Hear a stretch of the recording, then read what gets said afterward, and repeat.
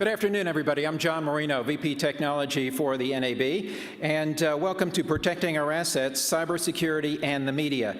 Before we begin our panel session this afternoon, we have a special announcement, and we have Lieutenant General Michael Flynn. He's former Director of the Defense Intelligence Agency. General Flynn, please join me. Yeah, thank you very much. Yeah, I'm just going to take 1 minute, and it's like being in a Baptist church. Nobody wants to sit in the front pew. Looking at this group. Today at 4 o'clock in room 239 North, one of my purposes here at the conference today is to speak with companies about hiring veterans and to make sure that we do our best to understand what we have in the talent pool of the thousands of veterans that are departing the service today and in the future, the types of skills, the technical skills that they have, the kinds of things that we are applying and training and teaching them in the military today, and how that applies to the future of not only the companies and what value they bring, but also to the security of this country. And on one aspect of what you're about to hear from this great panel, one of the things that the President just talked about out at Stanford is something called the Cyber Threat Alliance. I'm a big fan of that. The government cannot solve all the problems. The private industry is going to have to do that, and the Cyber Threat Alliance is one of those. And we have a number of veterans who are involved in that, veteran-owned companies. For example, Palo Alto Networks is one of the companies that I'm familiar with that's part of that. So this is about veterans. It's room 239 North, and we start at 4 o'clock, and immediately following that, we have a little bit of a cocktail reception for about an hour or so after that, so you're all invited to that. Thank you very much and appreciate the time. Thanks.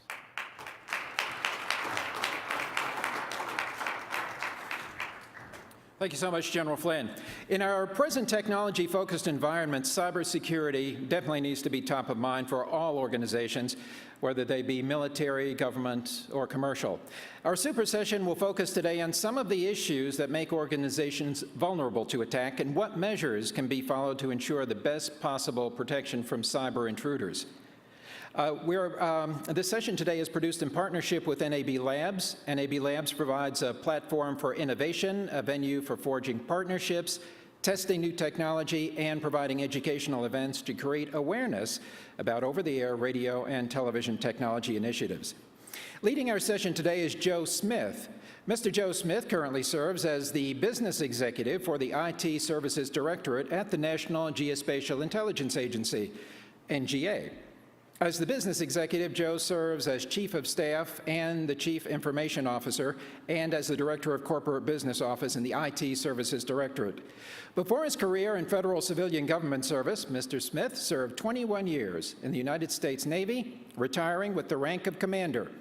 During his military career, Commander Smith served tours of duty at the Pentagon with the Joint Chiefs of Staff, the Chief of Naval Operations, Strategic Studies Group, and multiple carrier battle groups in the Atlantic and Pacific fleets. Mr. Smith received bachelor's degrees in the computer science and systems engineering, and in 1989 from the United States Naval Academy in Annapolis. He received master's degrees in information systems engineering and national security affairs in 1999 from the Naval Postgraduate School in Monterey, California. Please join me in welcoming Mr. Joe Smith and our distinguished panel of experts this afternoon.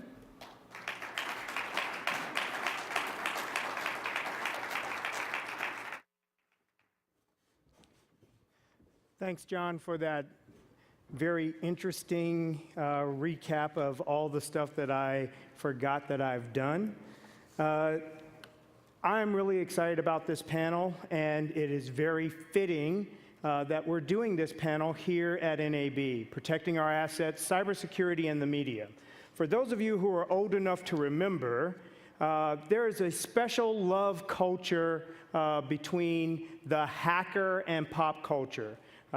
Growing up, I saw the movie War Games, Shall We Play a Game?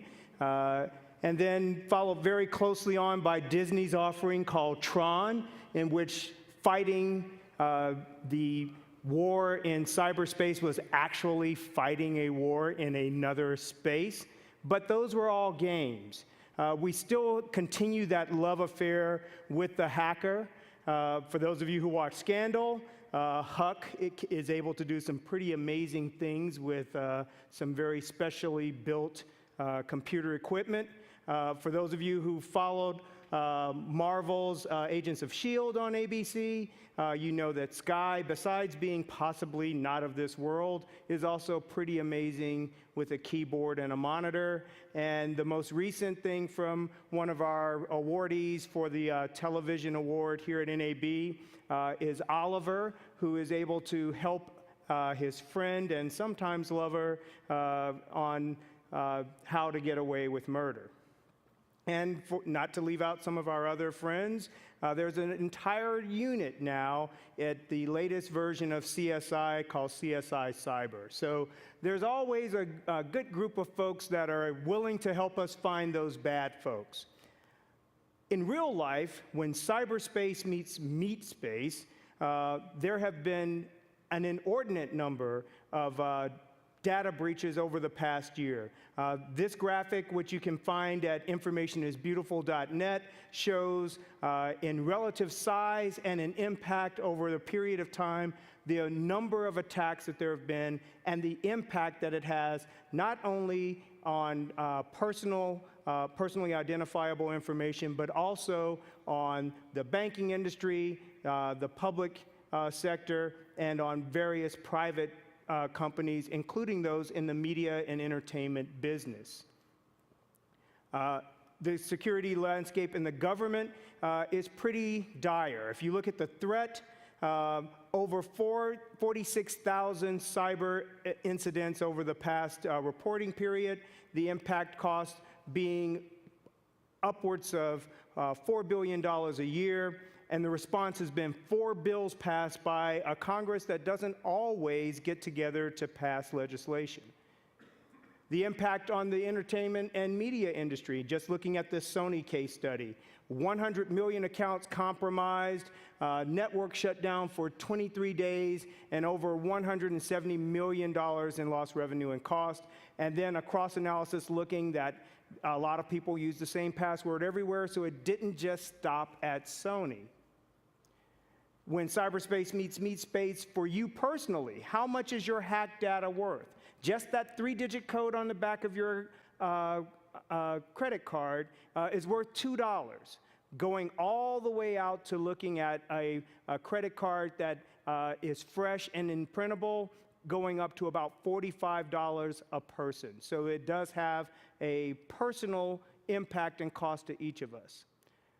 This has resulted in almost the industrialization of hacking. And if you look over the period of time going back to 1990, from simple viruses to now where there's cyberware that is very sophisticated, the impact is becoming larger and larger. So it's very fitting that we have this discussion here at NAB. And we have a very distinguished panel. Many of you have already seen or heard from these gentlemen during this week. So I'm going to introduce the panel. We'll start with John Mikowski, the Executive Vice President and Chief Technology Officer of the Motion Picture Association of America. And as the executive in his current role, his organization provides technical strategy supporting MPAA's advocacy, legal, communications, and content protection initiatives. So John, we'll start and give you the first question.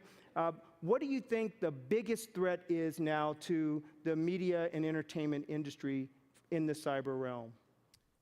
Thanks, Joe. Well, I don't think we have a unique situation in media and entertainment. I think if you look at it, there really are kind of two areas where the whole threat of protecting our assets is around the corporate side, which I think is the same as the corporate side for, other corporations outside of the industry segment. And I guess the unique thing we've got is on our pre-production content. So there's a great deal of digital content and digital assets that go into making a movie or a television show.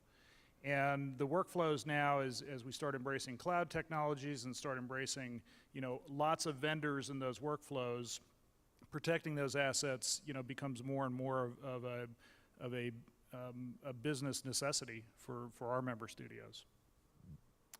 Thank you very much. Our next panelist is Mr. Shishu Gupta, the Deputy Chief Information Officer at the National Geospatial Intelligence Agency.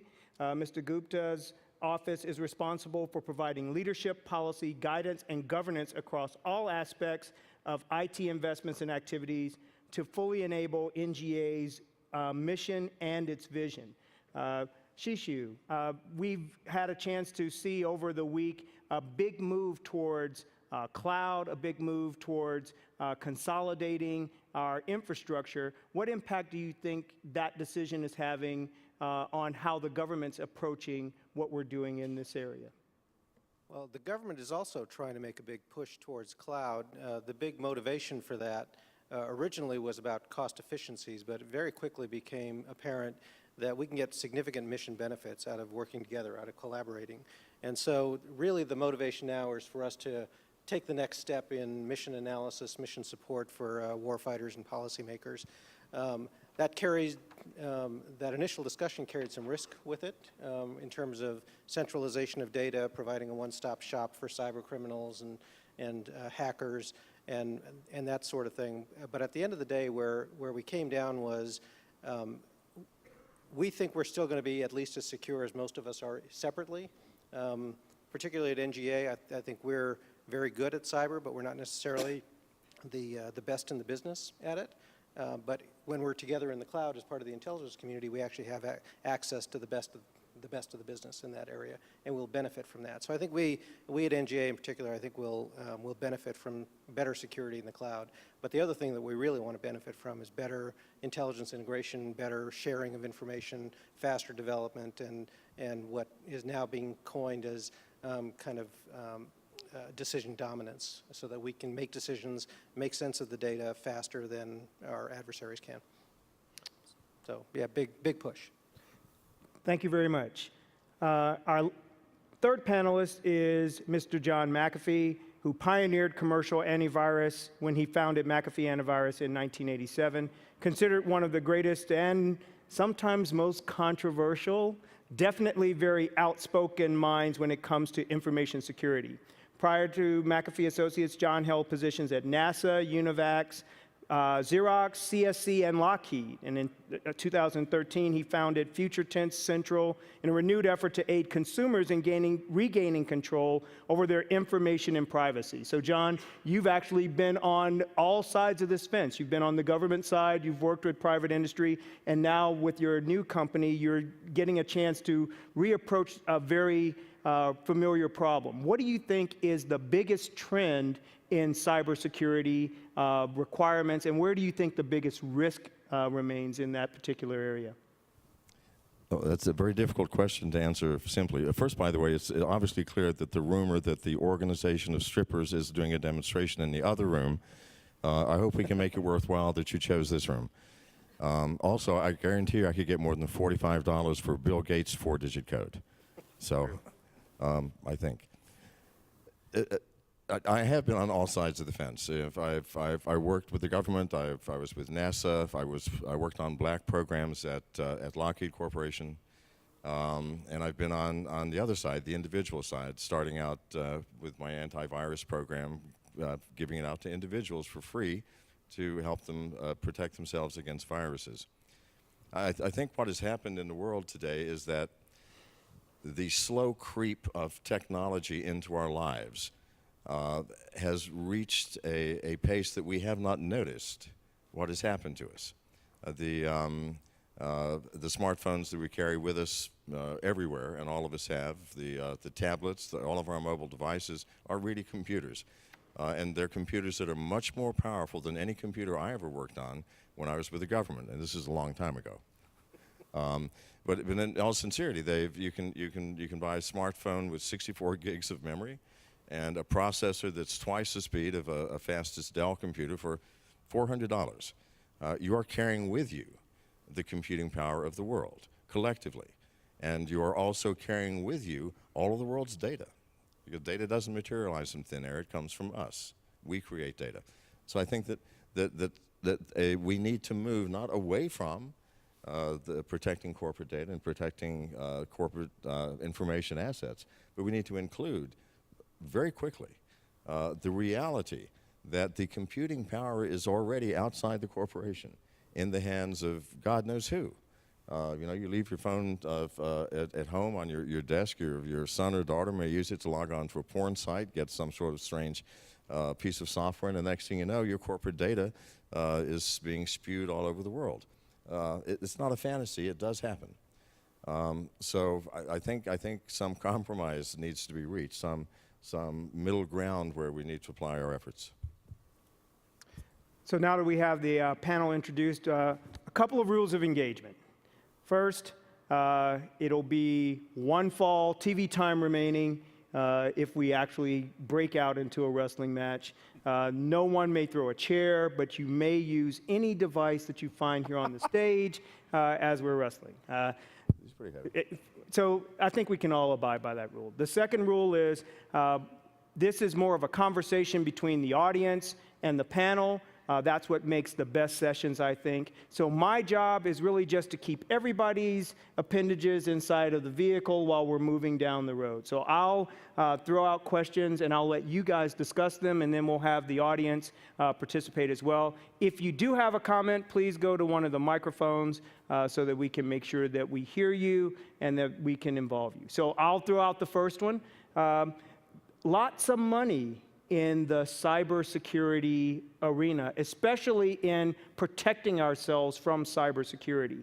You saw some of the figures that we put out before. One of the concerns is we're not really sure what we're getting for what we're paying for. The increase in the amount of cyber crime has given everybody the rush to go protect themselves. What do you think, how do you think the consumer, whether they're a company like Sony who's trying to remediate a problem, a person who's trying to protect their tax data on today so that it's not used to steal their identity, or the government in trying to protect national security, how do you think they make the decision about whether or not this is a good investment? All right, I'd like to answer first. We need to talk about two groups of people, corporations and individuals, I think. And I think on the individual side, there is no price. I mean, if you have a teenage daughter who has a waterproof phone and she's texting in the shower and she's being watched by God knows who developed the application in South America or Afghanistan or Korea, then is there a value to that? Is there a price you can put on it? I don't think so. If you are a corporation, what is it worth to you to keep from your competitors all of the critical details of your new product or your new latest movie or what have you? If you are the government, what will you lose if our enemies get access to our plans? We might lose everything. It's a very difficult thing to put a price tag on. It's not something you say, well, you know, it's going to be $3.25 per gigabyte. I mean, it's impossible. Some of it is value to the heart, value to the ones you love, value to your own security and privacy. The other one, it might be value to the continuation of our government as we know it. In another case, it might be the survival of a corporation financially. Very tricky question, and it's a good question because I don't think people are addressing it properly. I think they're missing the fundamental point that the real thing we're losing is privacy, period. Whether it's privacy within a corporation, privacy within the government, or privacy within my own home, within my own family. When someone can download a game app and you give it privileges to turn on your camera and your microphone anytime it wants and to read your SMS messages and your emails and give it permission to send all that information to a third party, what's the price of that if the camera is turned on in the middle of the night while you're communing with your wife or your husband? Or you're trying to talk to your children about something that's very crucial, a problem that they're having, that no one should be listening to. Is there a price on that? So I can't help you there. Well, but each of us has to make that economic decision as well. So on the government side, for example, Mr. Gupta, budgets are declining. General Palumbo pointed out that the current track is definitely declining budgets. The slope of that change is going to probably accelerate. How does the government decide how much money is enough or too much to spend on security? I don't think the government has figured out exactly how much is enough, and you may never know. I mean, it's almost like the intelligence business itself. There's only intelligence failures, right? You invest money in intelligence, and it all works great until it doesn't provide intelligence fast enough, and that lack of ability shines through when that happens. I think cybersecurity is very much the same way. You can invest and invest and invest, and when that event occurs, you know, it makes you question whether or not you've invested enough in that area.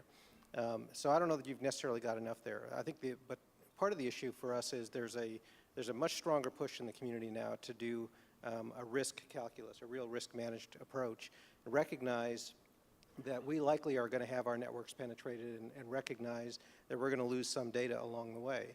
So we're kind of going back old school now. We're relying on separation of data. We're relying on separation of powers in networks. Nothing like a good crisis like Snowden to kind of wake us up and make us think differently about things. And some of the answers turn out to be lower cost, old school, operational security kinds of solutions to things. But in terms of how much is enough, I think today people are still thinking too much about the monetary value of their data, and they're not thinking necessarily about the reputation of their companies or their corporations. And I think when we do that, it changes what kind of data we want to really protect. It changes because we can give up some of it without damaging our reputation, without giving up our monetary control. But others of that data are very important to us. Some of our data is perishable, so it may be very critical for very short periods of time. And I talked about decision dominance. So decision dominance is about us being able to act faster than our adversaries. As long as we achieve that, if the data is compromised after that operation, far less important to our reputation, to the value of the operation, to the value of the nation. So I think we're starting to think about it a lot more in those terms now as we talk about cybersecurity, and as we do, you know, we're doing a lot more real-world testing too, blue teams and red teams to test our networks, and that gives us more confidence in how strong we're doing. How do you identify your adversaries? We've identified several specific ones, but I don't think we have to assume that they're inside the network. We have to assume they're outside the network. We have to assume they're hiding in plain sight, even inside our networks, in some sort of a kind of a wait and see threat. How would you classify a loyal employee, a loyal American, who does not understand what he has in his hands with his smartphone, and through foolishness, like the demonstration I gave at lunch, where anyone can call from any number, and it can be headquarters, someone calling saying, listen, we're locking down the system, we're the FBI, well, it's securely the phone number for the corporate headquarters. We need your password to verify your identity since you're off campus. And they did. Is he an adversary? I mean, the problem is your potential adversaries are infinite in this world. Yeah, that's true. And in fact, there was an earlier panel where somebody was saying that with, I think it was actually on CNBC, they were talking about it this morning, Verizon had just published its annual threat report. And one of the things that came out of that was that if you send out 10 phishing emails, there's a 90% chance you're going to get into a network. Well, we've been struck the same way. And we know that education of our employees about phishing and about good operational security is critical to our future. We've not been paying enough attention to that over the last few years, but it's become a major push for us inside the intelligence community to stress operational security kinds of issues a lot more. And so education is rising faster than technology investments in some regards. And it seems like we're playing catch up, because Joe, I think if you asked that same question 2 or 3 years ago, the answer would be very different. That was before we had all these big retail breaches and breaches that now have had some public awareness. But the reality is, you're constantly balancing cost and risk, because you don't have infinite resources. And even if you had infinite dollar resources, you don't have enough implementation resources to do these things.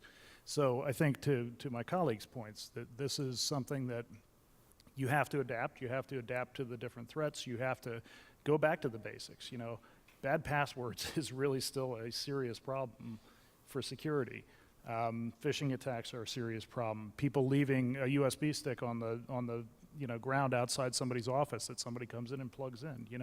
It's a lot of stuff that is just constantly re-educating people on the basics. And I think, John, to your point, we haven't done that on the smartphones and the tablets. And now that those are such a part of the work environment for people, and we actually encourage people to attach their devices to networks. It is through these smartphones and mobile devices that your employees get access to the critical information that they need when they're out of the office, is it not? Already, outside of the sphere of your control, are access points, an infinite number. If you have 1,000 employees, you have 1,000 access points every weekend. You do know where they are? Do you know what they're doing? Do you have any control over? No, none. And this is the problem. And it's not just that, and this is where you and I will become adversarial, I fear. It's what the government itself is doing with companies like Harris Corporation and the Stingrays. Okay, you know exactly what I'm talking about.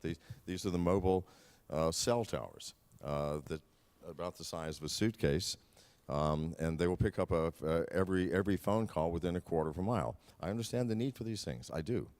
But do you truly believe that of the millions of these things sold, all of them are in the hands of the police, the FBI, and who they're originally sold to? You know better.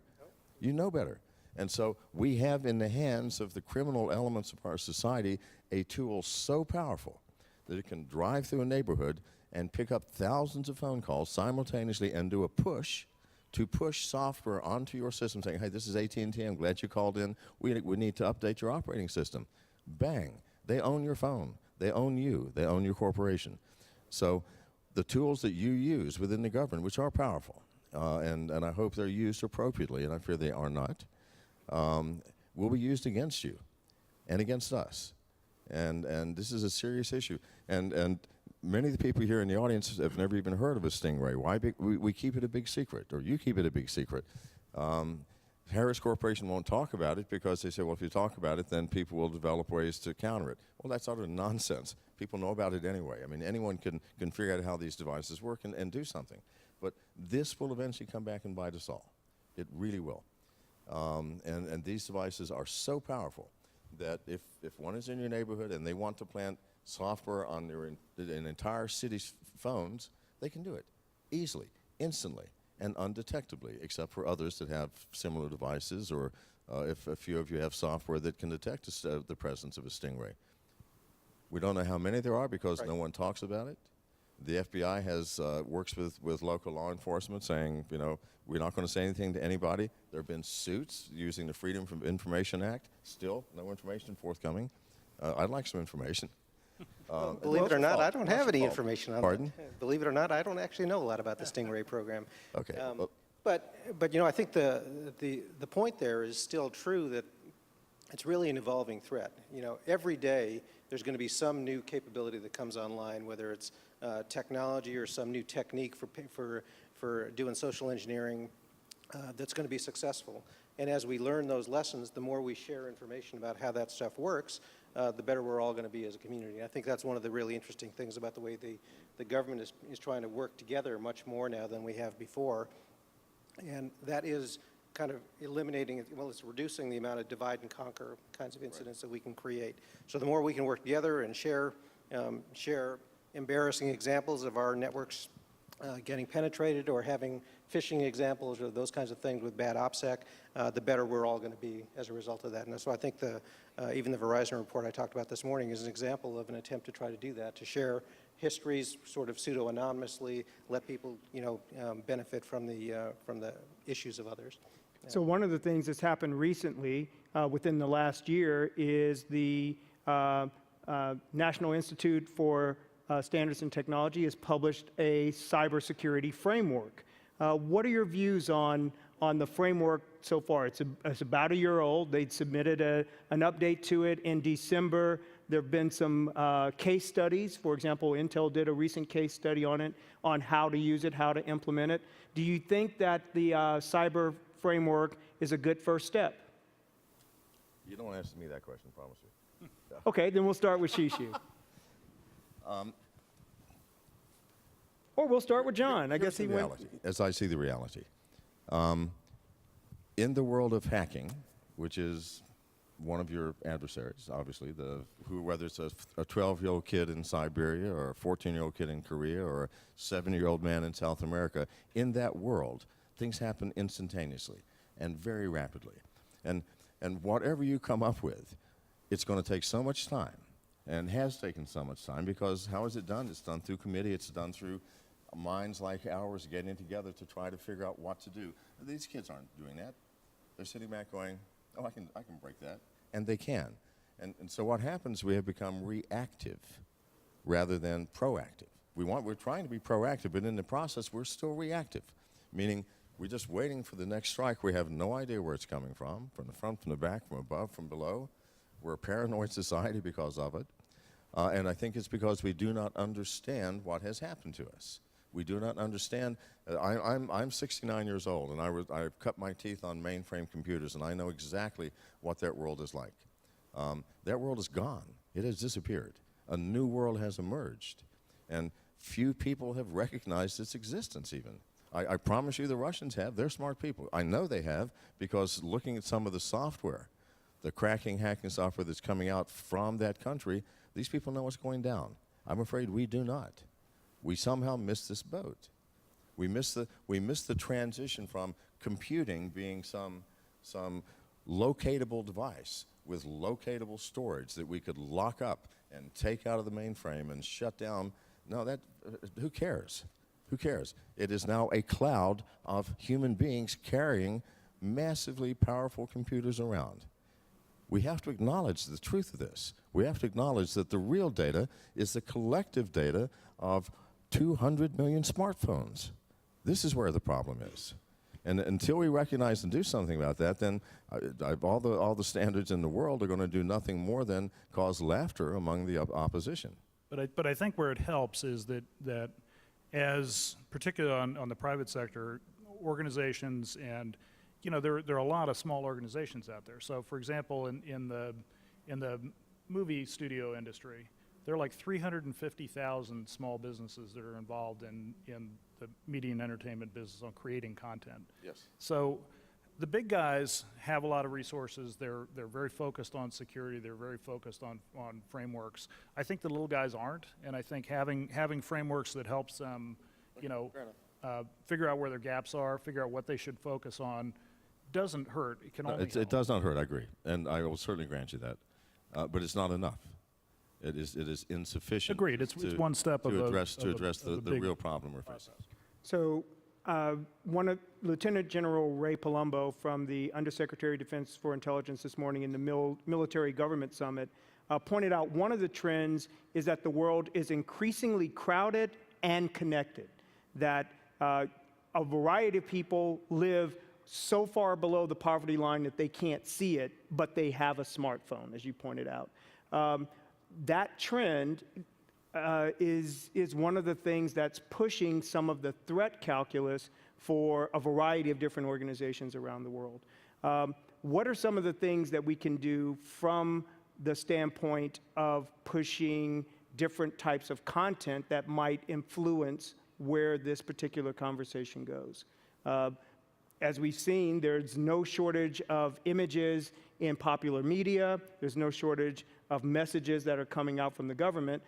What are some things that we might use to take advantage of this network? Because every strength is a weakness, every weakness is a strength.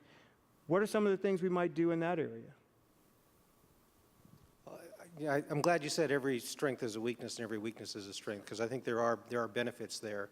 One of the things we see from the explosion of social media is that we now have access to a lot more information about adversarial troop movements and things like that. We've been watching the ability of social media to help give us early insights and track activities in whether it's Syria or Yemen or Ukraine or whatever conflict you name.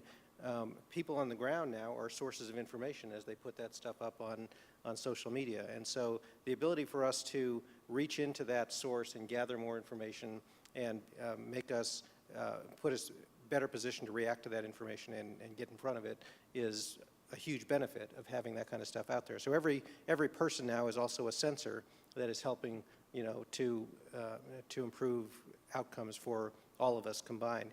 But I think the other thing that we can do is we also have a mechanism now, because every person has one of these devices, is we can all reach them with messaging of some sort. It used to be there was, in World War II, we were talking about the media campaign to reach all people in Europe, Radio Free America, that kind of stuff.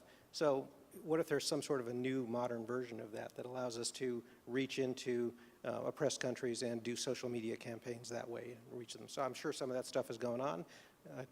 We can do it in a more organized way if we needed to do that. So I think there are opportunities there to reach people, to listen to people, to use them as sensors to help do our missions. But what if it is us who is being reached?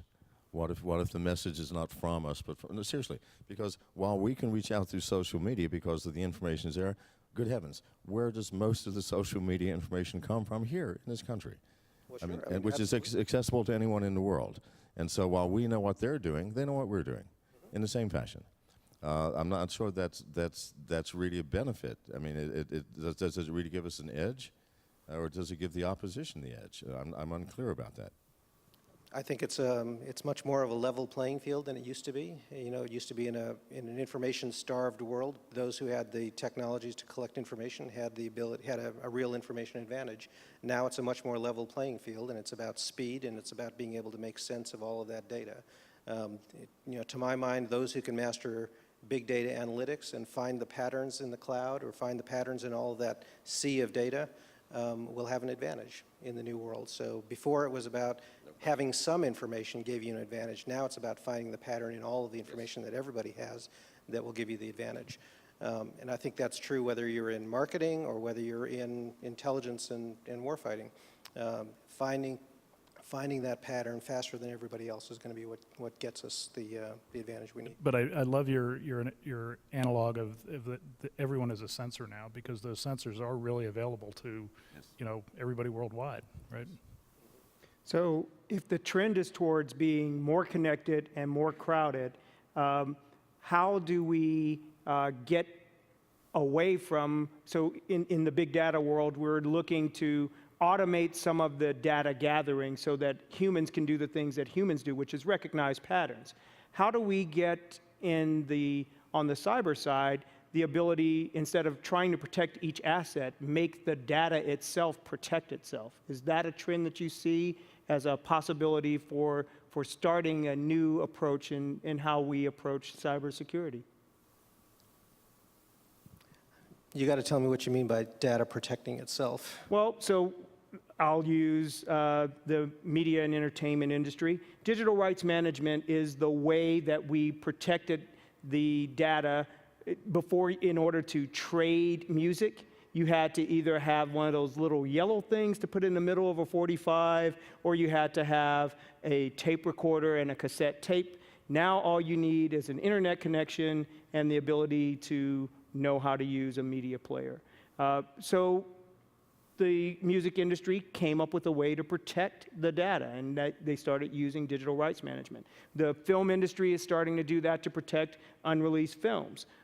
Is there an extension of that that's going to help us with not only the data that people are trying to commoditize, but the personal data that you have, so that the data itself protects itself? It knows what your preferences are for letting it be used by a device or by someone else. Are you here, Andrew? Okay. Very interesting question. We're in the process of acquiring now, believe it or not, lawyers are not my favorite people. I've been sued over 200 times in my life. 14 times for trip and fall on various properties that I've owned. So they're not my favorite people. However, we are about to acquire a company that has a patentable process, a legal process, that every lawyer who's looked at it says, yeah, this is true. Your personal data belongs to you, and you do not have the right to take it from me without paying me. And I get to negotiate what their price is. Now, what will happen to the world if these people are right? What will happen to Google and Facebook and all of the companies who base their entire economy on selling this information? Something's going to change. Now, Why am I doing this? Because I am old enough to not care what the repercussions are going to be. I mean, I'm already banned from every Google campus on Earth. What more can happen to me, right? So that's the truth, I am. So I'm doing this because really, I believe privacy is our last defense. If we lose personal privacy, there's nothing else we can lose. We're gone as a society. We're gone as human beings. We're gone. And why? Because we are human. We are all human. We have greed as well as love. We have fear as well as likes and dislikes. We have hopes and dreams. We are imperfect creatures.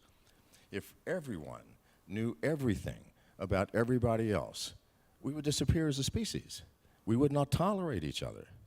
It is our privacy that protects the fragile shell of civilization that each of us carry with us. When that disappears, I promise you, you're not going to worry about the corporate data anymore. You're going to be digging a hole in the backyard trying to protect yourself from your neighbor who's going to shoot you. This is the truth of life. And if we lose this, we're done for. And we are a hairbreadth away from losing all of our privacy.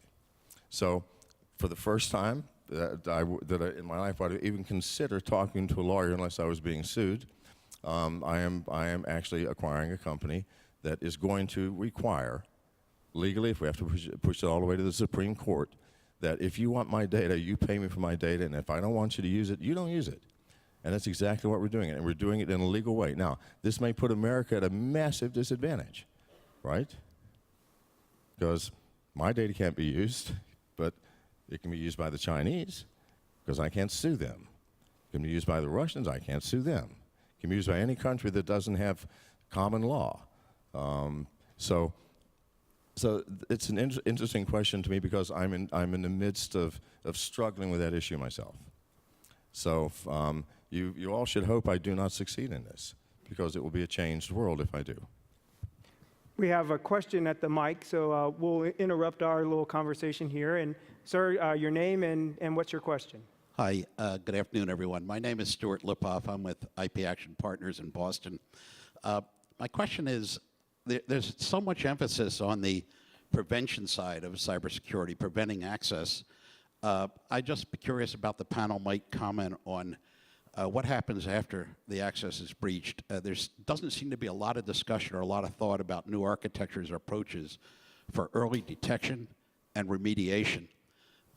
Just as an example, cell phones have got, most of them have a smart card that has a single shared secret in it, the KI. Why isn't there a library of those things? So when it's breached, you can send a message out, which is, go retrieve the uncompromised shared secret or password. On the MPAA side, why isn't content source marked with watermarks that indicate that this was something inside the production environment? So if it becomes visible on the internet where you're looking at it, you have early detection that something has been breached and you can get access to it.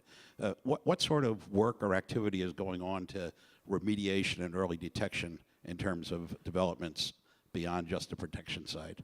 So I'll comment, and I'll comment on the watermarking, because I think it's something that our industry has embraced, and it's used very widely now in the production workflows, so that if you do get a breach, you really know where it happened. Doesn't mean you've prevented it, but when it happens, you have a chance of really tracking back and at least closing a hole that might be there.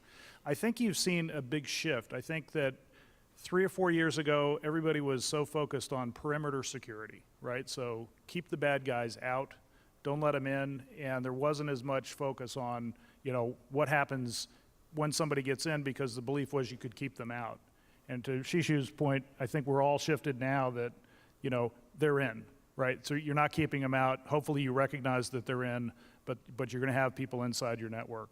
So over the past couple of years, I've seen a huge focus on things like at-rest encryption. So if you have sensitive data that's sitting in files that 5 years ago would have been sitting in the clear, now are encrypted. And you work hard at protecting the encryption keys for those assets. And actually, I think the cloud brings potentially some real benefit, because then you've got the potential of having assets that aren't sitting in one place. They're spread out. They're pieces of assets all over the place. So I think the industry, at least private industry, is certainly doing that. I think it's a constant game of both catch up and kind of whack-a-mole. You know, you have to react to what is happening, and you make guesses about, you know, what the next threat vector is going to be, and sometimes you're going to be right, and sometimes you're going to be wrong. Yeah, and I think the question about remediation is an interesting one. We're spending a lot of time trying to do cleanups of things after the fact, but it's sort of inline real-time remediation to say we've identified the threat, we've identified the root cause, here's the fix, and then send out a broadcast so everybody can get that. That's a more manual process even today. We haven't seen a lot of work in automation of that kind of stuff to put it in sort of the real-time flow. We are doing a lot of work, though, in trying to identify early on some of the diagnostics to identify false watermarks, for example, and things like that, and then to try to isolate data so that we understand where the data is coming from, where the malware might be, where the source might have originated from. So if we're doing that kind of stuff, turns out two big things continue to help us. One is old school operational security, you know, just normal separation of issues, and then the second one is audit has become a real big player for us. So if we've got really good auditing, then we can really trace back where these problems are originating from, even well after the fact, and can take action more quickly. I think as the government, you have the facility to do that, in that no matter what it costs you, you will survive. Private industry and individuals may not. I'd also like to say something about encryption is that it's a good thing. I have some encrypted products myself through Future Tense. However, at some point, it has to be decrypted for you to see it. Where is it decrypted? It's at wherever you are that you're reading it. Once that happens, if you're looking at it on your cell phone or on your pad or on your laptop, and you are not within the confines of the organization, then I promise you, I can look at it too. It's trivial. It is trivial. I mean, we built into these devices the facility to mirror, for example. Why? Because we want our friends to see the same things we see. I can turn it on instantly inside anybody's phone. So it's encrypted. It reaches you. It makes no sense to you unless it's unencrypted and given to you in plain text or plain vision. Well, that's what I'm looking at. So here's the problem, again, we're not facing with remote computing, with remote devices. Encrypt it all you want. When human eyes look at it, they're looking at it on something. If it's our smartphone, too bad. That data is available to me, unencrypted, just as it is to you. Here's our problem. Next question. I think that's absolutely true. Well, let me just finish. I think Sure. that it's absolutely true that you have that problem at every endpoint that you're going to have. But then that also means that the adversary has to be much more physically close to you to be able to do that, to be able to see that. Not true at all. Not with a smartphone. I can be around the world. Oh, all right. Like the lunchtime example. All right. Yeah, I can be anywhere I want and watch it. Now, if I can only get access to one smartphone, it's not going to buy me anything. But it is also a trivial issue to put the same software on every phone. If it's a game that's extremely popular, built by a couple of guys in Siberia, that 200 million people are using, that's a real example, then how hard is it for those two guys to get every smartphone information and to have their own back-end system processing, and they don't need access to your encrypted data. They collect all the unencrypted data that people are looking at, they put it together using some sophisticated software, so who cares? I'm not putting it down. I mean, I sell these products myself. However, it's not going to be a long-term solution. It is not. As long as human eyes are necessary, then I can get access to it, and so can anyone. Next question. Thank you. Fernando Silva Pinto from the Brazilian broadcaster TV Globo. Days ago, a French network was hacked into, stayed many days out of the air, and what we believe, it went through IT on the operation of the... Well, broadcasting was always sort of secure because unless you went physically into a control room, you couldn't disrupt the broadcast. Now, television stations, networks are adopting more and more IT, migrating very heavily to IT. So my question is IT for a broadcaster a strength or a weakness? That's a really interesting question, since one of the major trends on the floor and one of the major trends in some of the conferences has been the big move to IP by broadcasters. So What do you guys think? So I don't think it's a choice. I think broadcasters have to go to IP, and I actually think they should, and I think the benefits are huge. The challenge is you've got traditional broadcast engineers building IP-based broadcast facilities, and they're not trained in network security, and they're not trained in layered networks, and they're not trained in having, you know, elements of the system that are air-gapped so that, you know, you really are isolated. And so I think part of what our industry needs to do is really train people about these new skills, because the network security skills are very different than what these folks that have been building broadcast operations for, you know, many cases 20, 30 years are. So that it's if you build it right, you can be safe, but a lot of them aren't built right. Yeah, and you know, we've said it before that, you know, a weakness is a strength and a strength is a weakness. This is one of those choices where it seems you could certainly go back to the old model, but how long would the company last if you did that? You'd be completely out of the digital broadcast business if you did that. And so I think if you're balancing risk, you have to learn from those lessons, accept those outages, and then make your business decisions based on you know, where you need to tighten up your and protect your reputation and your most critical assets. I think another sort of a common business strategy is to outsource the things they're not part of your core business, and go to places where there really are experts. And that's another one of the reasons why people are moving more activities to the cloud. While there's an issue yet with trusting the cloud with your most critical data, I think that's a matter of track record and reputation. So what you want to do there is start working that with less critical data and less critical workflows, so that you can find a partner that you can trust and you can work with. I'm in full agreement with, for the first time, with both of you. Well, hey, while we're on a The cloud, roll, by the way, go ahead, John. I believe we will have a problem with the cloud eventually. I mean, if you think about it, it's like saying, here, I've got a magic box, I can tell you anything about it. Put all of your valuables in here. Something about it, you know, it doesn't sit well. I mean, you can reason all you want and explain how, but still, it just doesn't sit well. And I think like Bitcoin, you know, with everybody getting on board, and it goes, great, we have digital currency, which is untraceable, and then the next thing, everybody's going broke because the people are putting Bitcoins in safe deposit boxes, which are not real safe deposit boxes. They're entities of digital currency that just evaporate. I'm just not sure about the cloud. I use it, obviously. It's convenient. It's a great way to It's collaborate. not a panacea for sure. I'm sorry? It's not a panacea for sure. It is not a panacea, and I do believe that we'll have a serious problem eventually. So, John, since you were working at Lockheed, you worked at NASA, you worked at UNIVAC, the cloud seems almost back to the future to me. I mean, a big location where there's a lot of computers. I mean, we made computers really, really small, and now we're making them really, really big again in some areas. Do you think that some of the older concepts for how we thought about protection then might apply to this new age? Well, I think that while old school may work in the intelligence community and other things, I think we need to abandon entirely everything we've ever known about computing and wake up in the morning and say, what is this thing we have? I believe this fully. And if you want to know the truth about computing, and if you have a 12-year-old son or daughter, ask them what's going down. Trust me, they know. And they're not going to agree with anything that you have said, or me, for that matter.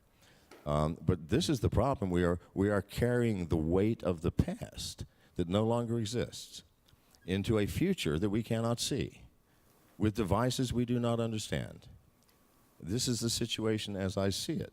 And unless we abandon everything, truly, drop everything we've ever known and say, what the heck is going on here? And with brains that can think and reason and have logic, maybe we can figure this thing out. But if I continue to drag Xerox and Lockheed into my thinking process, I'll be mired in something that cannot possibly work in this current world. You know, I've been interested in the idea of when the world reaches critical mass to decide that they actually need to redesign the internet from the ground up with security built in. because the original internet was built for sharing information. It was not built for protecting ARPANET was information. the Yes. foundation. It says, hey, So- what's an easy way to get this data to you? Well, here, let's Right. cobble something together, and here's what we have. And so what we have today is a world in which we have an underlying architecture that is built for sharing and transparency, and we've band-aided security on top of it. I think at some point, if you really want to be serious about it, the world has to come to the conclusion that it's worth paying the cost to move to a new architecture that has security baked into it. I don't know where that point is going to be. It's going to be expensive when it happens, but I think it's going to be inevitable to redesign it at some point. Well, we don't have a lot of time left, and we have a queue there at the microphone, so we're going to go here, then here, and then here. Sir. All right, I'll try to be as fast as I can. So, without sounding politically or unpolitically correct, I do favor a lot of what John says in the sense that it's not so much doom and gloom as much as it's the good, the bad, and the fugly. And the fugly is fugly. And if you don't realize what fugly is, then just ask a 4-year-old. They'll tell you exactly what fugly is. Joseph, great job, by the way. I have to tell you something. You're a great moderator. I like what you do. So here's a little bit of background. Number one, I'm 9-Site 2020. I'm a media analyst, but I'm also set up in clandestine operations under 911 Cyber US, which is working with veterans to combat online and social media against ISIS and ISIL and a lot of other enjoyable factors. So I know a little bit about the dark and the deep web. 15 years, Black Hat, DEF CON alumni. I'm hearing this, but I'm also part of the streaming media revolution. My partner wrote the algorithm for streaming media going back 20 years ago. And to John's point, there's a lot that is involved that ultimately doesn't really add up. And I appreciate you guys are smart. I get what you're trying to do. My cause has to do a lot with protecting children online. So I can't get rid of technology, John, as much as I agree with you, because I'm chasing child predators. You follow me? So you got to fight fire with fire. So unfortunately, I disagree with you on that statement, because there's more of them that are getting caught as a result of the unfortunate reality. But I do agree with your point. Okay.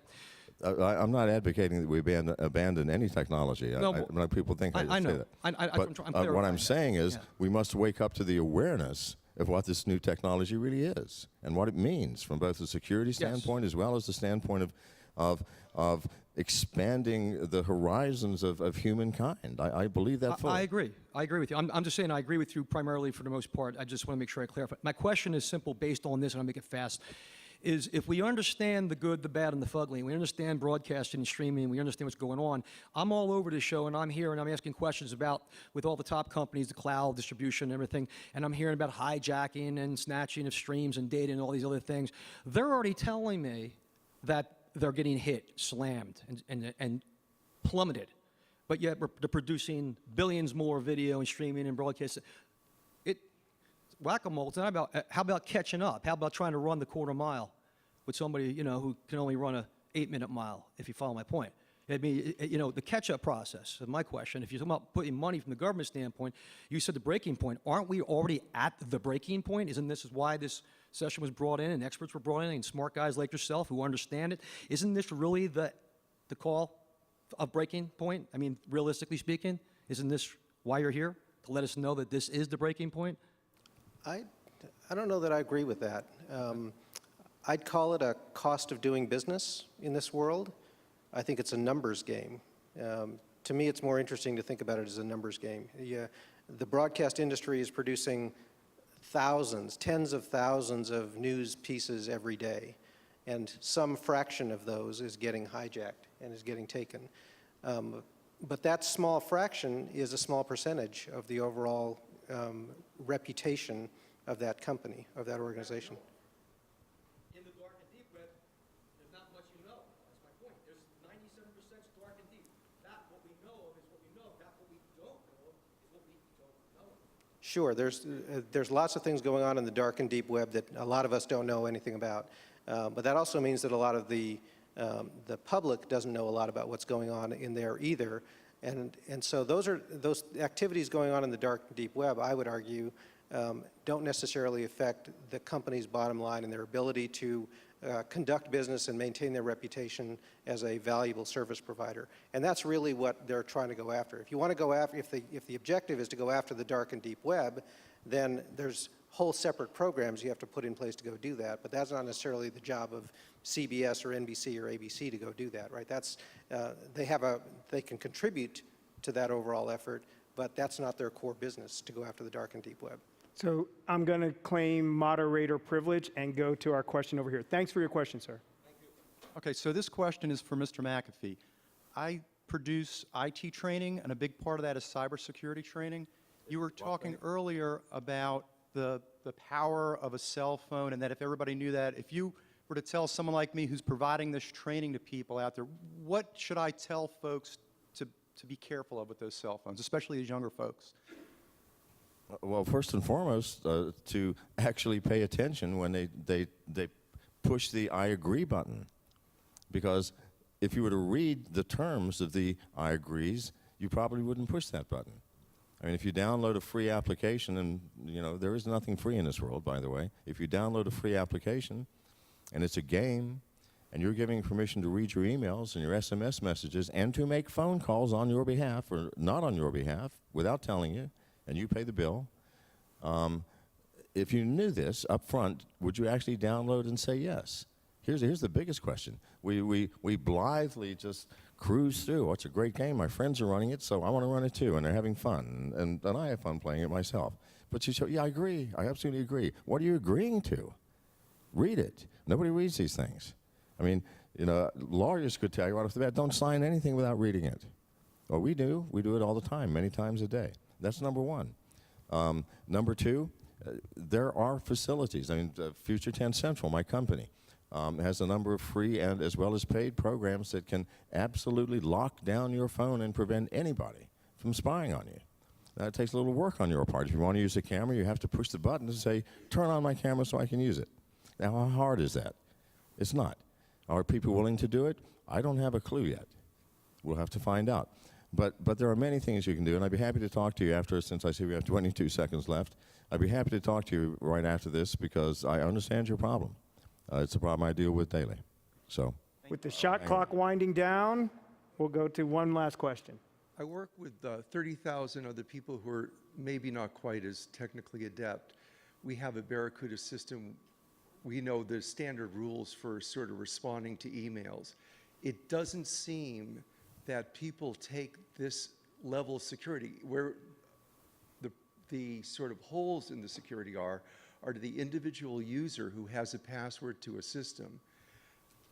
It's a psychological question. Why aren't they being trained to not give out this information or respond to their emails, which has been around for 20 years now, the way they should? And two, is there some sort of psychological tenet that's missing? Because I also talk to them when we also use cell phones on the network, and they don't even have a fingerprint password, and they don't lock their phones.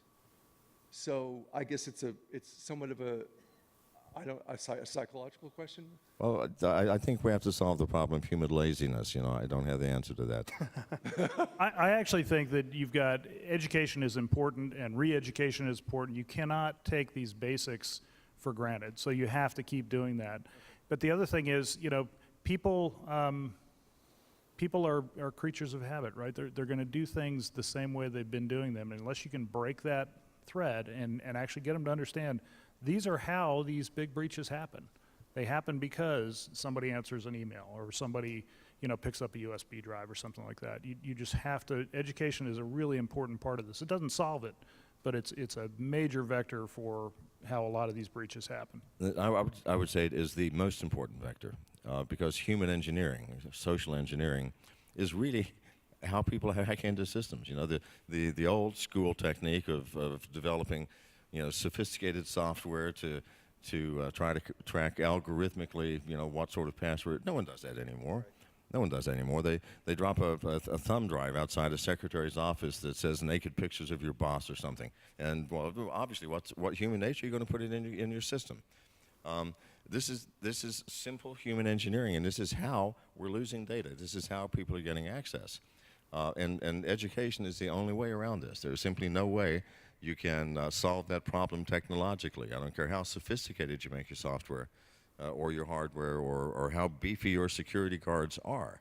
as long as people fall prey to their fundamental weaknesses, which we all do, well, they're going to get in. Well, to quote John, a member of our National Association of Broadcasters Hall of Fame, Carol Burnett, I'm so glad we've had this time together. This is obviously the beginning of a conversation, not the end of a conversation. So what I'd like to do for our panel is give you each 60 seconds to leave one nugget that you'd like the audience to take away with about how we protect our assets and the new concept of what cybersecurity is going to mean in this connected and crowded world. So we'll start with John. Go to futuretensecentral.com, futuretensecentral.com. It will tell you everything you need to know about what your risks are and what we offer, at least as products and strategies to protect yourself. If that's too much trouble, then do a factory reset on your telephone every other day. Seriously, you know, you'll lose your contacts, but you can put them on, you know, a SIM card and put them back in. But there is no simple solution, unfortunately, and 60 seconds won't do it. Again, futuretensecentral.com, see if it helps. If not, my apologies.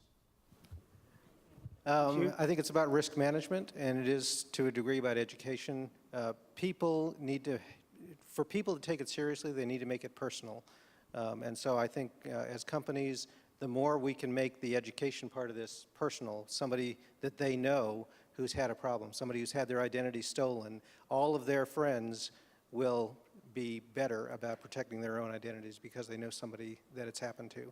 So if you can make it personal to people in your workforce, suddenly security and you know, protection becomes more important to them. Otherwise, it's too abstract. We're surrounded by bad news all the time. So I'd say make it personal. And I think on the corporate side, you've got to make it part of the DNA. You know, security has often been kind of an add-on, something we have to deal with, and it sits somewhere crazy in the organization. It needs to be part of really your core operations, part of your DNA.